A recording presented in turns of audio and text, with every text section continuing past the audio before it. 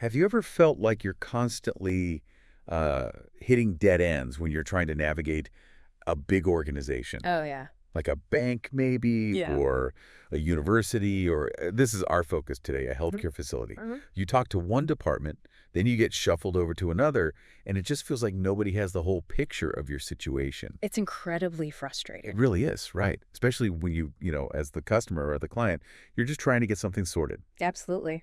So today we're doing a deep dive into exactly this problem, but we're zeroing in on senior living and post-acute care. Okay. Because here's the core issue, really. Residents don't experience a facility in these neat little departmental boxes. So why should the team supporting them operate that way? That's such a critical point, and it brings us right to the heart of our discussion today. This really crucial need for what we're calling a shared view of the resident life cycle inside healthcare organizations. Right. And our insights for this deep dive, they're coming mainly from an article called Why Your Sales and Clinical Teams Need a Shared View of the Resident Life Cycle. Got it. So our mission today is pretty clear then. We're going to dig into the significant costs and the real frustrations that pile up when departments like sales and clinical staff are working in their own silos. Mm-hmm. Separately. Exactly.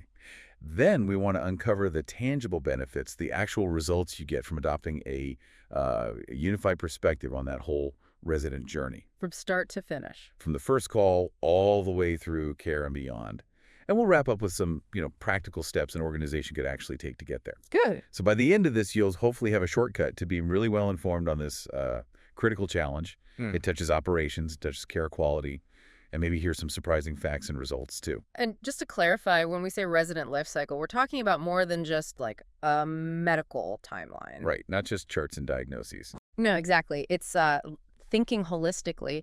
Every interaction, every expectation set, every outcome, right from that very first flicker of interest in a facility all the way through the actual care delivery and even what happens after. Okay.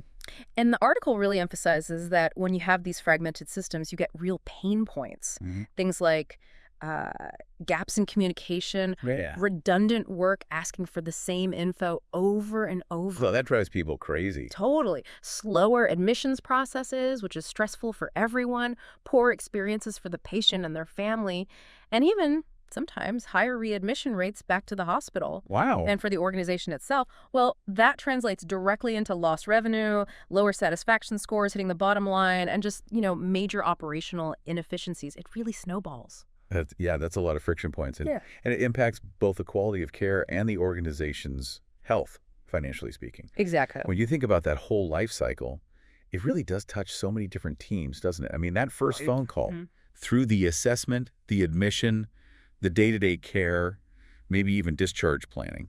Can you sort of walk us through those stages? Yeah, absolutely. The life cycle, it spans several distinct but definitely interconnected stages. It kicks off with that initial contact or inquiry, right?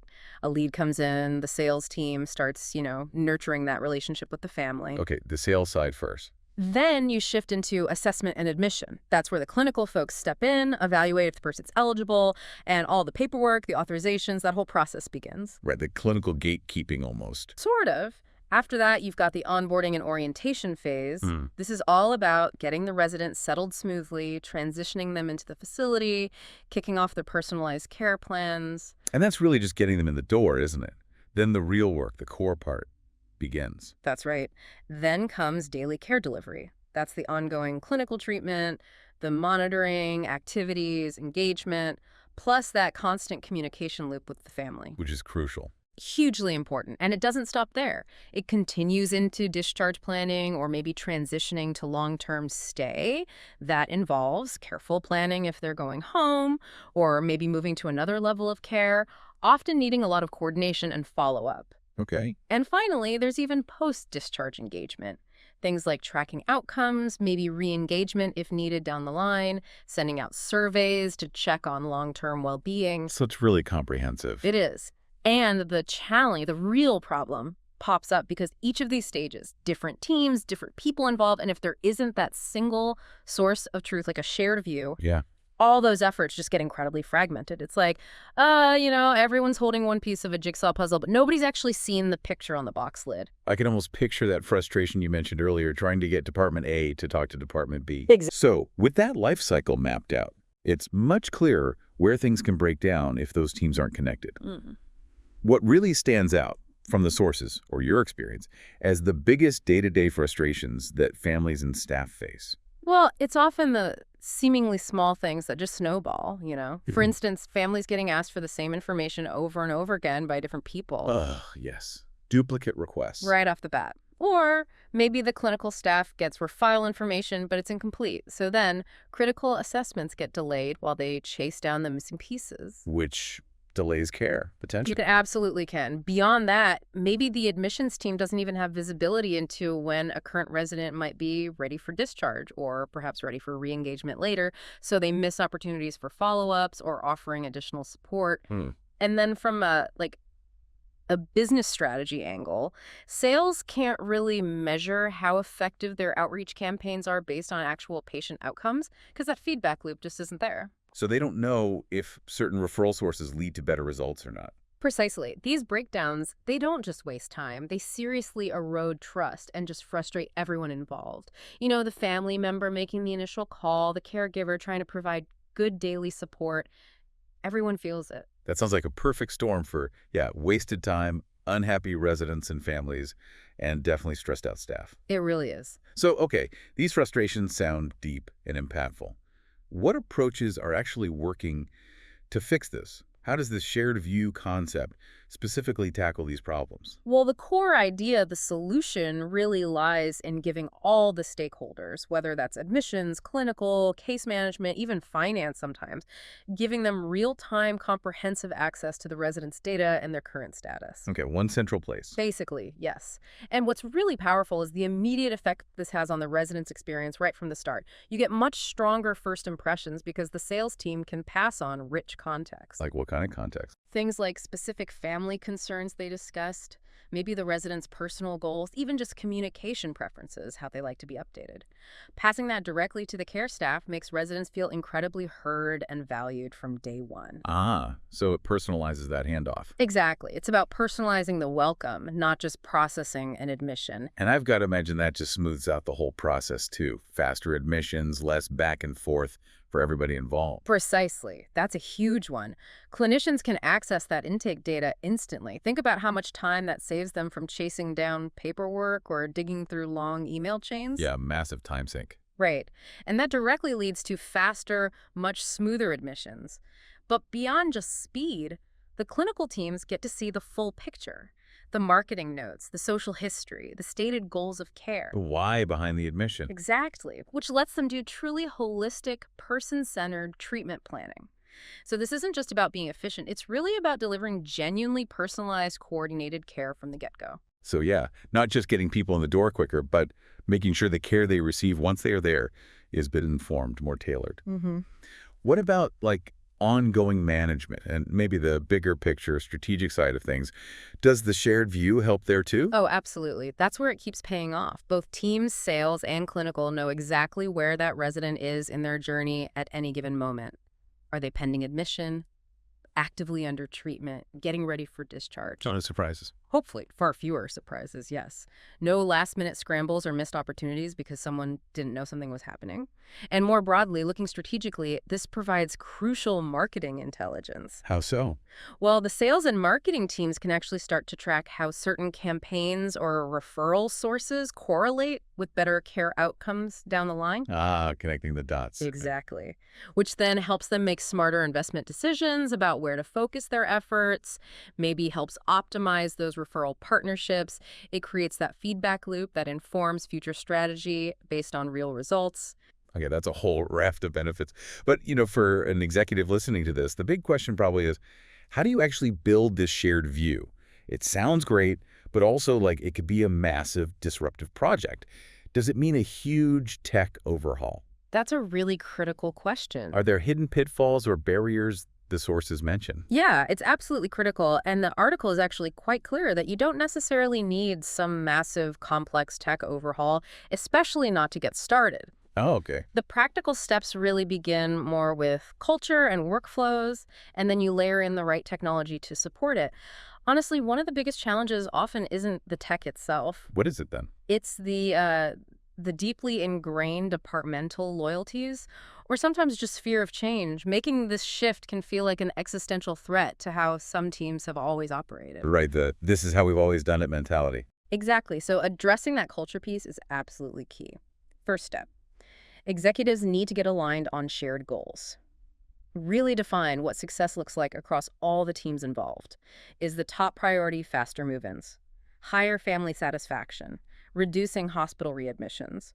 What truly matters to everyone? So getting everyone pulling in the same direction, understanding the why before diving into the how, Precisely. And then, yes, mapping that journey. the resident life cycle we talked about. Yes, bring the different departments together, sales, clinical, maybe others, and collectively map out that resident life cycle. Define the key touch points, who's responsible for what, where the handoffs happen at each stage. I bet that process alone uncovers issues. Oh, it often does. It really highlights existing bottlenecks and inefficiencies, but also fosters a sense of shared ownership over the whole process. Then, after that groundwork, you start choosing tools that actually support visibility. Like the EHR or CRM systems. Right, your electronic health record, your customer relationship management systems, tools that allow for controlled cross-departmental data access. But the key is, it's not just about buying a tool. It's making sure the tool genuinely fits the new collaborative workflow you've designed. And it sounds like there's also a real emphasis on creating joint workflows, maybe shared dashboards, and definitely tracking the right metrics, not just siloed ones. Exactly right. Create those joint workflows. Maybe use shared dashboards or even simple visual tools like task boards, just to track each resident's progress through the life cycle. Making it visible to everyone really fosters transparency. Everyone sees the same status. Yes. And critically, track metrics that matter to all the teams involved. Get beyond just marketing KPIs over here and clinical KPIs over there. What kind of combined metrics? Things that connect both worlds, like time to admit that involves sales and clinical, or net promoter score from families reflects the whole experience, or maybe occupancy rates versus readmission rates. Tracking those creates shared accountability. It ensures everyone is working towards the same measurable objectives. Makes sense. And this also implies, you don't necessarily have to build everything custom in-house. Partnering with a good healthcare IT firm, one that understands these specific workflows and can integrate with your existing systems, that can be a really valuable piece of the puzzle. Okay, that sounds more achievable. Mhm. Do the sources give any real-world examples, Yeah. stories that show this kind of transformation actually happening? I'm curious how it plays out on the ground. They absolutely do. There was a great example of a memory care facility. Before they implemented this kind of shared view concept, well, their sales team handled all the initial intake stuff. Okay. And the nursing team basically had to wait until all the final paperwork landed on their desk before they could even start assessing the resident. Oh, wow. So a total handoff, but with a delay. It's a significant delay. It meant that admissions took, on average, 8 days. 8 days. 8 days. Just think about the stress and the uncertainty for families sitting there, waiting during that time. That's a long time, especially when families are often making these decisions under pressure or during a crisis. 8 days feels like an eternity. So what happened after they adopted a shared view? This is where you really see the tangible impact. After they brought in a shared resident view platform, some kind of software, and crucially, implemented joint intake reviews, meaning sales and clinical staff actually sat down together, collaboratively reviewed each prospective resident early on. Well, that average admission time dropped dramatically, How much? down to just 3 days. From 8 days to 3. That's huge. Huge difference. And it wasn't just faster. The resident families reported significantly higher satisfaction levels, and maybe just as importantly, staff stress levels actually decreased. Wow. Better for residents, better for families, and better for staff. Exactly. That's a direct, measurable benefit across the board, driven purely by improving the information flow and getting teams to collaborate instead of working sequentially. That really is profound. It shows how this seemingly internal process, change sharing information, can transform operations. Yeah. Slash that time to admit, genuinely boost care quality and satisfaction, and build that cross-functional accountability you talked about. Hearing about that memory care facility cutting admission times from 8 days down to 3 just by using a shared platform and doing joint reviews and seeing higher family satisfaction and lower staff stress as a result, that really drives home the power of this approach. It really does. And if you zoom out again, look at the bigger picture, it just underscores that an executive's job isn't just overseeing separate departments working in isolation. Right. It's about actively aligning them, getting them to work together towards that common goal. And ultimately, I think the most important takeaway is really simple. A shared view helps your residents get better care faster. Better care faster. It's about more than just ticking boxes efficiently. It's about better human outcomes and creating a much smoother, more compassionate experience for absolutely everyone involved in that journey. That makes perfect sense. So here's something to think about as we wrap up. If simply connecting information and fostering collaboration between just two teams, sales and clinical, can yield such dramatic improvements in resident care, in efficiency, in satisfaction, what other siloed areas within healthcare itself? Or even, think bigger, in completely different industries. Where else could we revolutionize things by adopting a similar shared view approach? Interesting question. How might fundamentally rethinking the way information flows redefine our whole concept of integrated service delivery in the future?